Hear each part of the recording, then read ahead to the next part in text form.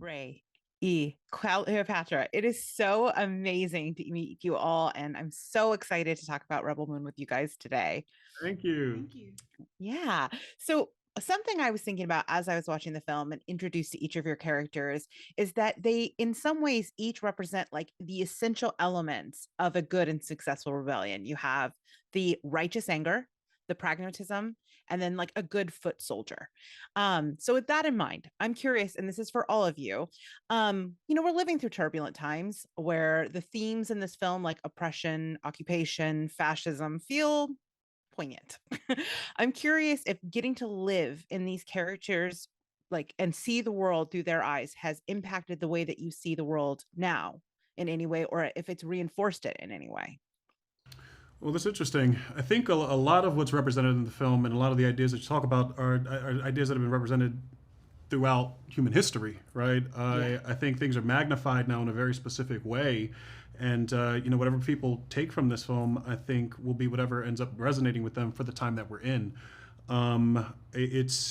Zach's work has always been very aware and seemingly ahead of its time. Obviously, we started filming this, what, 2 years ago, just about? And Crazy. Wow. yeah, it's crazy to think about. Yeah. But the things we talk about here are universally relevant, and I think will be so for quite some time, for better or for worse. How about you, E or Cleopatra? Does this resonate for you? Yeah, absolutely. They're universal themes, and I think the best kind of sci-fi or fantasy is, you've got this expansive world, but at the core of it is stuff that you can really relate to. And so our job is always about latching onto that and really grounding it. And I can't say that's changed my viewpoint, but I'm always grateful to be able to go through that process. Yeah. Yeah. And how about you, E? Yeah, I agree with what both of them said. I think Rebel Moon tells a story of courageous individuals who have a lot of hope, and I think that's just such a good message for anyone to hear.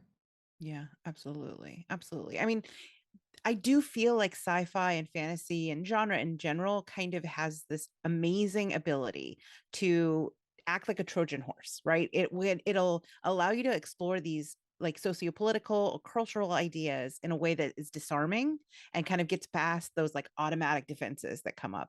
So I'm curious, aside from just having an amazing time seeing this film and like getting to see this imaginative world come to life on screen, I'd like to know from each of you if there's an idea or a theme or anything that you really hope people take away from the experience of seeing Rebel Moon.